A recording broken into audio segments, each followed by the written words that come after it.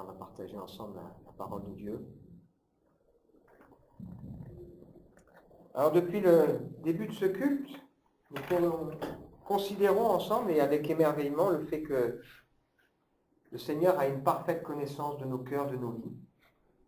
On a ouvert avec ce psaume que Dieu est celui qui nous sonde et qui nous connaît, qui sait ce que je fais, ce que je pense, ce que je dis, et qui m'entoure de toutes parts. Et on a évolué ensemble dans cette lecture en considérant que c'est même encore plus fort que ça, puisque la Bible nous dit que quand on n'était qu'une masse informe, on n'était même pas encore réellement formé, que ses yeux nous voyaient, que sur son livre étaient tous inscrits les jours qui nous sont destinés avant qu'aucun d'eux n'existe. Et la réaction de David face à cette réalité, c'est de se dire les pensées de Dieu sont impénétrables, elles me dépassent. Il est impossible de les compter, elles sont plus nombreuses que les grains de sable. Alors bien sûr, il y a une question qui se pose et que David d'ailleurs va poser. Comment ça se fait qu'il y a les méchants? Il dit dans ce psaume, puisses-tu faire mourir le méchant? Parce qu'on se dit, si Dieu il sait tout, pourquoi il y a tout ça? Et à la fin, il a la juste attitude qui est celle de dire, sonde-moi Seigneur et connais mon cœur, connais ma vie et guide-moi dans ce que tu veux pour moi. Ce matin, il est important pour nous de souligner que Dieu n'est pas seulement celui qui est prescient, c'est-à-dire qu'il sait tout à l'avance, mais de souligner que Dieu est omniscient. Ça veut dire qu'il sait tout, pas seulement à l'avance, mais qu'il a tout prévu, qu'il a tout, il est le maître de tout, non pas seulement comme quelqu'un qui saurait mais qui subirait, mais il est quelqu'un qui sait et qui reste aux commandes. Ça veut dire qu'il connaît parfaitement le calendrier de ma vie, tout en respectant ma liberté, et il connaît aussi parfaitement le calendrier du monde. Et ça change tout. D'où le titre du message de ce matin, Jésus savait, et ça change tout. Alors, je ne sais pas si vous avez fait attention, mais cette semaine, on a vécu une semaine de l'année qui est une semaine particulière, parce que c'était une semaine avec plein d'anniversaires. Alors, qu'est-ce qu'on va choisir de commémorer cette semaine? Pour certains, cette semaine, c'était le 1er novembre, c'était la Toussaint. La Toussaint, c'est la fête de tous les saints qui a été instaurée au IVe siècle par l'Église orthodoxe grecque, qui vise à honorer les martyrs chrétiens qui ont été mis à mort à cause de leur foi. Et comme on ne voulait pas oublier un seul de ces martyrs, on a instauré une fête qui avait lieu au départ le premier dimanche qui suit la Pentecôte, qui visait à donc se rappeler de l'ensemble des saints. Puis, quelques années plus tard, on a l'empereur romain qui s'appelle Phocas, va confier la dédicace du Panthéon de Rome qui a au départ abrité toutes les divinités des Romains pour que ça devienne une église, puisque l'église et Rome étaient liées. Et on a remplacé donc le culte des divinités par le culte des saints. Donc là, on est en 605. Puis ensuite, il a fallu 2 papes, le pape Grégoire III et le pape Grégoire IV, qui vont déplacer la date du premier dimanche de la Pentecôte, qui suit la Pentecôte, au 1er novembre, qui vont l'imposer dans tout le royaume chrétien, donc dans tout Rome, avec Grégoire IV au IXe siècle. Alors pourquoi on a déplacé ça au 1er novembre? Déjà, c'était pour éviter que ça ne tombe à la période de la moisson et des vendanges et que les gens soient plus libres. Et puis aussi parce qu'il y a eu ce désir, avec de nombreuses fêtes chrétiennes, de christianiser des fêtes qui étaient des fêtes païennes. Et au 1er novembre, il y avait en particulier une fête païenne qui est la fête de Samin, on va y revenir. Et donc le but de la Toussaint, c'était la consécration d'un temple, c'était d'éviter d'omettre un saint qui pourrait faire quelque chose pour nous, et puis de croire que ça allait favoriser l'obtention de nos prières, de nos vœux. Alors pour certains, on va dire, cette semaine, c'était le 2 novembre, la fête des morts. Pour d'autres, ça va être le 31 octobre, c'est Halloween. Alors Halloween, c'est une fête d'origine celte qui a à peu près 2500 ans, et qui en fait est une fête qui vise à marquer le passage d'une année sur l'autre. Parce que pour les Celtes, l'année se terminait le 31 octobre. Et c'est vraiment une fête qui est marquée par les choses occultes, puisqu'on considérait, c'est une fête qui durait 7 jours, et il y avait en particulier le 31 octobre, une fête qui était marquante. Donc on considérait qu'il y avait un passage d'une année à l'autre, mais un passage entre le monde réel et le monde des esprits.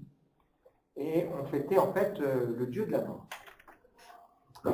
Et cette fête, elle va être importée aux États-Unis avec l'immigration des Irlandais lors de la grande famine au XIXe siècle. Et ils vont donner le nom d'Halloween, qui veut dire All Hallows Evening, je ne sais pas si vous savez, la veille de tous les saints, c'est-à-dire la veille de la Toussaint. Voilà ce que veut dire le nom Halloween. Mais pour nous, le 31 octobre, c'est une autre fête. Un autre anniversaire. Est-ce que vous savez ce que c'est, le 31 octobre?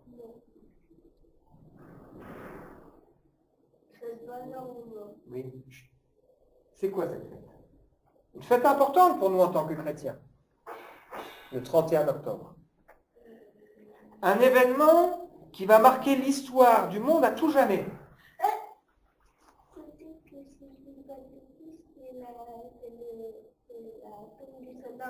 Non. Et si je vous montre ça? Do you know what? Gutenberg. Pas Gutenberg. Luther. C'est le jour où Martin Luther, qui était prêtre, va placarder donc sur les portes du château de Wittenberg les 95 thèses dans lesquelles il va dénoncer donc ce qu'est en train de faire le pape avec en particulier avec comment on appelle ça, les indulgences, l'achat des indulgences. Il va dénoncer le fait qu'on est en train de détourner la vraie foi, lui qui a découvert le salut par la foi et non le salut par les œuvres. Et ce moine, ce prêtre, ignorait qu'en placardant ces thèses la veille de la Toussaint, où le lendemain, tout le monde allait venir à l'église, allait pouvoir les voir, et puis avec l'imprimerie, ça va être diffusé un peu partout, que ça allait complètement changer le calendrier et l'histoire du monde. Et aujourd'hui, nous sommes héritiers de cette démarche aussi qu'a eu Martin Luther, il y a de cela un peu plus de 500 ans. Alors aujourd'hui, on va parler ensemble d'un jour J. Alors on ne peut pas dire que l'histoire de Martin Luther marque un jour J. Parce que normalement, dans l'expression jour J désigne un jour qui est préparé, qui est attendu, qui est précédé d'un décompte. On dira par exemple, c'est le jour J dans la vie de quelqu'un parce qu'il se marie ou parce que c'est un anniversaire ou c'est la livraison d'une maison, etc. Mais on va considérer ensemble ce matin un jour J qui a marqué le cours de l'histoire, on va même plutôt dire une heure particulière. On va débuter ensemble la découverte du dernier repas. Donc, Théophile, tu vois, tu t'es pas tout à fait trompé tout à l'heure. Ce moment où que Jésus va partager avec ses disciples un passage qui occupe dans la Bible 5 chapitres, c'est-à-dire toute son importance, et qui va nous montrer que Jésus savait, et c'est ça qui change tout. Un passage remarquable. Alors, je vous propose donc de lire dans Jean au chapitre 13, des versets 1 à 5. Avant la fête de Pâques, Jésus, sachant que son heure était venue de passer de ce monde au Père, et ayant aimé les siens qui étaient dans le monde, mit le comble à son amour pour eux.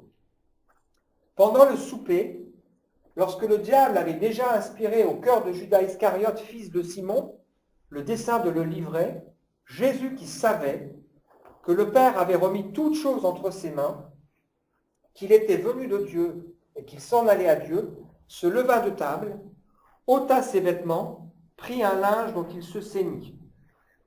Ensuite, il versa de l'eau dans un bassin et il se mit à laver les pieds des disciples et à les essuyer avec le linge dont il était saint. Ce court passage souligne 5 choses que Jésus savait et qui changent tout. La première de ces choses, c'est que Jésus savait que son heure était venue de passer de ce monde au Père.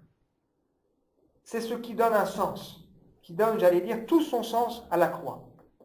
Jésus savait précisément à quel moment il allait mourir. On l'ignore, nous. On ne sait pas quel sera l'instant de notre dernier soupir. Alors, certains qui veulent avoir la maîtrise vont donner fin à leur vie, mais on ignore. Et c'est important pour nous parce que Jésus n'a pas subi la croix. Il a accepté volontairement ce moment particulier de son histoire et il nous rappelle qu'elle fait partie intégrante du plan de Dieu, du calendrier de Dieu pour le monde. Toute la vie de Jésus est marquée par cela et confirme la réalisation du plan de Dieu, l'accomplissement de sa volonté et de ses promesses. Et ça change tout. J'ai souvent dit que Jésus a accompli 300 à 400 prophéties en venant au monde. La Vierge qui est enceinte, une prophétie d'Ésaïe, 750 ans avant Jésus. On lui donnera le nom d'Emmanuel, Dieu avec nous. Le lieu de sa naissance qui avait été annoncé par Michée à Bethléem, 800 ans avant Jésus-Christ.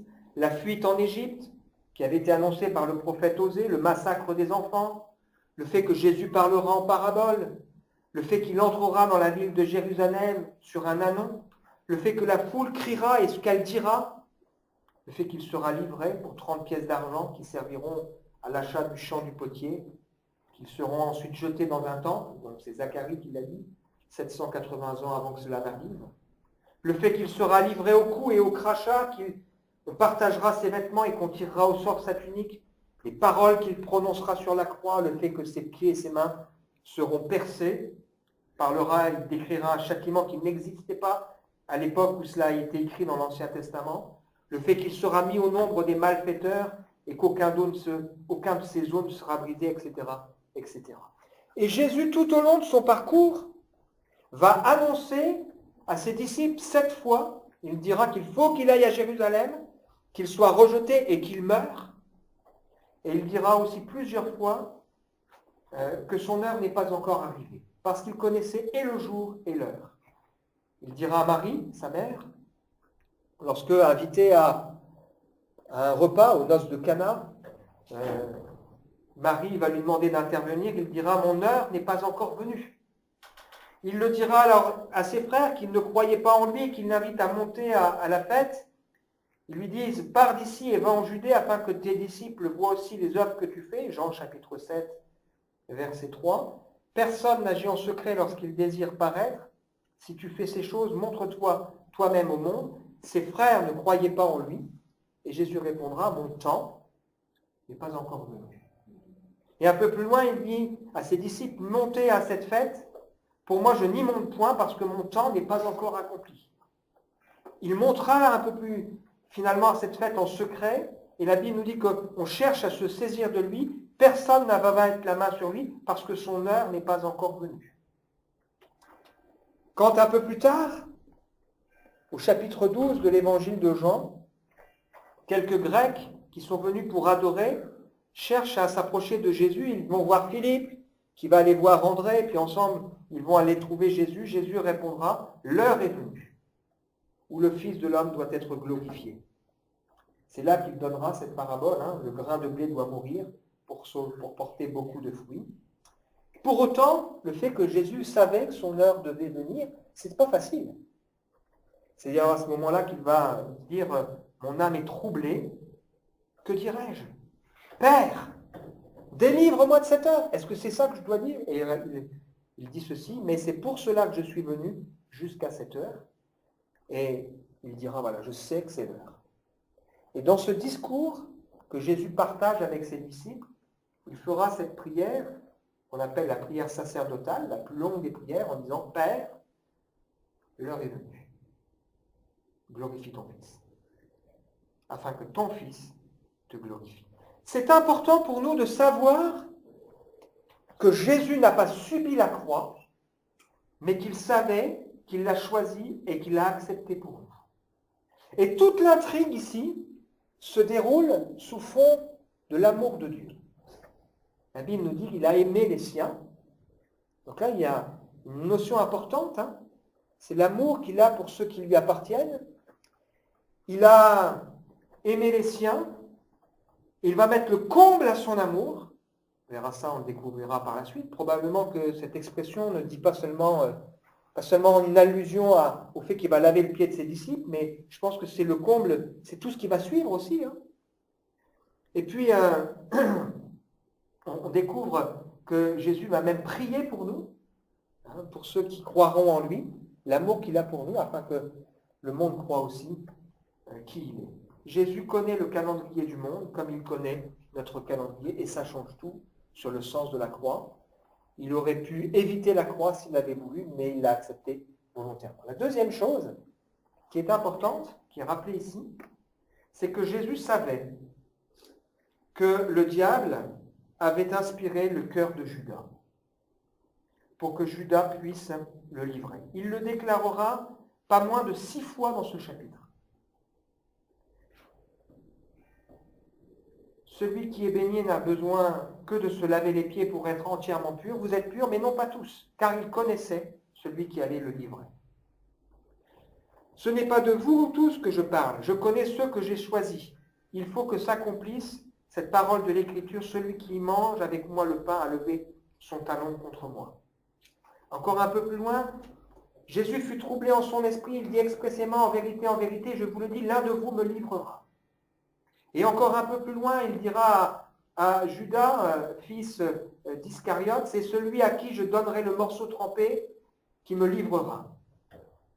Et puis il dira à Judas, ce que tu fais, fais-le promptement. Jésus savait, il l'annoncera aussi un petit peu avant dans l'Évangile, il savait qui était celui qui allait le livrer. Il savait que le diable allait inspirer le cœur de Judas pour être cet instrument qui conduira à ce qu'il puisse être arrêté. Clairement, on voit ici toute la cruauté du diable, de Satan, l'ennemi de Dieu et des hommes, celui qui divise, le trompeur, le menteur, et qui veut empêcher la réalisation du plan de Dieu, mais qui finalement, à son insu, est même utilisé par Dieu. Ça, c'est quelque chose qui nous dépasse, mais qui doit profondément nous rassurer. Le diable, finalement, il est puissant, mais il est limité. Il est limité par ce que Dieu le laisse faire, et Dieu reste malgré tout aux commandes. Jésus l'avait déjà annoncé. Lorsque Pierre confesse, « Seigneur, à qui irions-nous? Tu as les paroles de la vie éternelle, nous avons cru et nous avons connu que tu es. » Jésus va répondre, « N'est-ce pas moi qui vous ai choisi, vous les 12, et pourtant l'un de vous est un démon ?» Il parlait de Judas Iscariote, fils de Simon. C'est lui qui devait le livrer, lui, l'un des 12. Alors ça a quelque chose de rassurant pour nous, de nous dire que si l'ennemi de nos âmes se déchaîne contre nous, contre l'Église, Dieu sait. Et Dieu reste malgré tout aux commandes. Et ça change tout. On y reviendra. Troisième chose, Jésus savait que tout était entre ses mains. Et effectivement, ça aussi, ça change tout. Jésus savait que le Père avait remis toutes choses entre ses mains. Nous croyons que le nom de Jésus, c'est le seul nom par le moyen duquel nous pouvons être sauvés.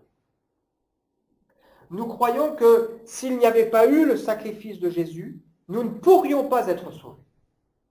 Nous croyons que Jésus, c'est pas seulement celui qui nous ouvre la porte du ciel, mais nous croyons que tout pouvoir dans le ciel et sur la terre a été remis à Jésus. Nous croyons que Jésus, tout lui a été soumis, tout a été mis sous ses pieds, même si nous ne le voyons pas encore, c'est pourtant une réalité. Au nom de Jésus, tout genou fléchira et tout le monde sera amené un jour à confesser qu'il est Seigneur. Et quelle grâce pour nous de pouvoir nous approcher de Dieu à travers Jésus en ayant cette assurance, il est Seigneur, il est Maître, il est souverain. Quelle grâce pour nous de pouvoir invoquer son nom. On n'est pas sauvé seulement parce que Dieu nous aime. On n'est pas seulement sauvé parce que Dieu est bon. On n'est pas seulement sauvé parce que Dieu est miséricordieux et compatissant. On est sauvé parce que Dieu a accompli le juste châtiment. Il a fait payer à notre place Jésus-Christ pour notre salut. Jésus incarne à la fois l'amour, la patience, la grâce, la miséricorde de Dieu, sa compassion, mais aussi la réalité de sa sainteté. la réalité du jugement à venir, la réalité d'un jour, la justice qui sera rendue. Et il est important pour nous de nous dire et de réaliser et de comprendre que Jésus savait que tout est entre ses mains. Nos vies, le sort du monde, mais aussi les puissances, les autorités, les dominations, tout est soumis à Dieu. Hier, il y a encore eu une émission, je crois que c'était à la télévision, vous voyez Donald Trump et un pasteur qui prie pour lui, qui est adepte de l'évangile de la prospérité. Je me dis ça, c'est pas l'évangile.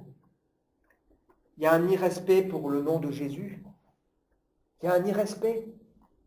Le nom de Jésus doit être sanctifié parce qu'il a tout pouvoir, il a toute autorité.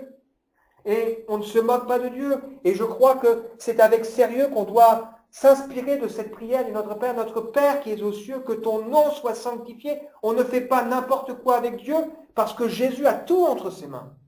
Et le nom, malheureusement, de Jésus aujourd'hui est tellement bafoué, tellement méprisé, même avec des gens qui prétendent l'aimer sans pour autant le respecter pleinement.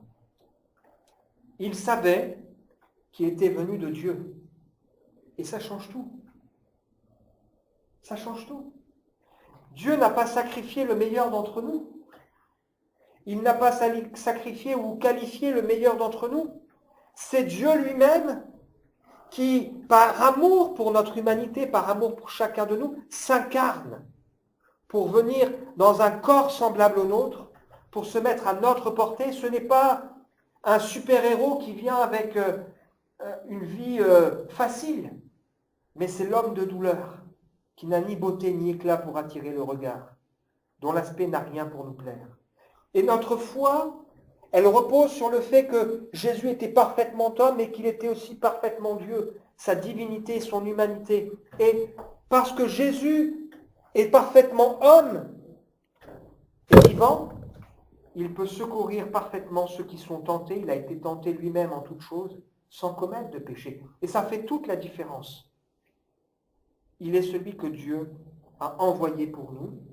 Il s'est fait à notre image pour nous transformer à son image, mettre en nous ses sentiments, nous conduire à son exemple. On entend parfois des gens qui disent « Vous ne pouvez pas comprendre, vous n'êtes pas à ma place ». Jésus s'est mis à notre place. Il comprend ce que nous vivons puisqu'il sait tout ce qui se passe dans notre cœur, dans notre vie. Il est témoin de chaque étape de nos vies. Et c'est important pour nous de croire ça et de le réaliser. Personne ne connaît le Fils si ce n'est le Père. Personne ne connaît le Père si ce n'est le Fils. Et celui à qui le Fils veut le révéler. Il est le pain venu du ciel pour nous nourrir, pour nous apporter tout ce dont nous avons besoin. Et enfin, il savait qu'il s'en allait à Dieu, et ça aussi, ça change tout. Il savait qu'il serait vainqueur de la mort. Il savait que la mort ne pourrait pas le retenir. Il savait que Dieu allait le ressusciter d'entre les morts. Il savait qu'il allait être vivant pour toujours. Et ça change tout pour notre foi. Il a accepté toutes ces souffrances pour nous, parce qu'il avait en vue la joie qui lui était réservée dans le ciel. Il avait en vue ce grand repas dont on a parlé tout à l'heure, et il avait en vue cet espoir pour nous de nous dire aujourd'hui le trône de Dieu devient un trône accessible, parce que Jésus a inauguré pour nous une route nouvelle et vivante. Il a rendu la présence de Dieu accessible et propice pour nous, pour ceux qui croient. Il est allé nous préparer une place afin de nous prendre avec lui, pour que là où il est, nous puissions y être aussi. Il faudrait être fou pour vivre une vie sans savoir où on va. Jésus savait qu'il allait repartir au Père. Et il va jusqu'à dire, il vous est avantageux que je m'en aille. Parce qu'en étant monté au Père, il a pu envoyer aussi le Saint-Esprit qui vient dans notre cœur, transformer notre cœur, notre vie, qui nous permet aussi de prier, de vivre notre vie chrétienne, qui est notre avocat. Et puis on sait que Jésus, il continue son ministère. Il est auprès de Dieu et il est à la droite de Dieu, on l'a vu tout à l'heure, il intercède pour nous. Il continue de travailler pour nous. Et comprendre mieux qui est Jésus, c'est aussi pouvoir mieux supporter les épreuves, parce que rien ne pourra nous séparer de l'amour de Dieu manifesté en Jésus-Christ. 5 choses que Jésus savait et qui changent tout à ce qui s'est passé. Lorsque Jésus a commencé à vivre, à parler, à prier avec ses disciples, ils n'ont pas compris la portée de cette connaissance. Il a suffisamment insisté sur cela, notamment dans ce repas qu'il a partagé avec ses disciples, pour que lorsque Jean retranscrit ce qu'il a vécu, il trouve important de l'écrire pour que nous le sachions nous aussi aujourd'hui. Conclusion, imaginons un instant la différence si Jésus avait oublié une de ses vérités. Si Jésus avait oublié que son heure est venue. On aurait pu dire, mais il a échoué, qu'est-ce qui s'est passé? Il n'est pas tout puissant. Si Jésus avait ignoré que le diable avait inspiré Judas, on aurait pu se dire, mais voyez, Jésus s'est trompé, il a fait un mauvais choix en prenant Judas. Il le savait, il savait les choses en connaissance de cause. Si Jésus avait un instant ignoré que le Père a tout remis entre ses mains, quelle différence? Imaginez si un instant Jésus avait oublié qu'il était Dieu fait homme. S'il avait un instant oublié cet espoir qu'il a de repartir en la gloire, il n'aurait pas pu supporter la croix. Il a supporté tout ça parce qu'il savait où il allait. Prenons maintenant le temps de réfléchir à l'impact pour nous de croire aussi que si Dieu tient le calendrier du monde, s'il connaît le calendrier de nos vies, prenons un instant le temps de réfléchir à ça. Dieu connaît mon heure, il connaît tout ce que je vais vivre, il a tout prévu à l'avance, et il conduit les choses. Prenons un instant la peine de considérer aussi que dans ma vie, Dieu sait que le diable a projeté des choses contre moi. Il le sait. Il le sait que le diable a projeté d'inspirer peut-être des gens pour me faire du mal, pour des circonstances, etc. Il le sait. Et il reste aux commandes. Et même à son insu, c'est extraordinaire, mais le diable est finalement un instrument que Dieu utilise. Dieu sait aussi mes limites. Il sait mes limites. Dieu sait aussi mon humanité et mes souffrances. Il sait que sans lui, je ne peux rien. Et le Seigneur sait aussi la gloire qui nous est réservée.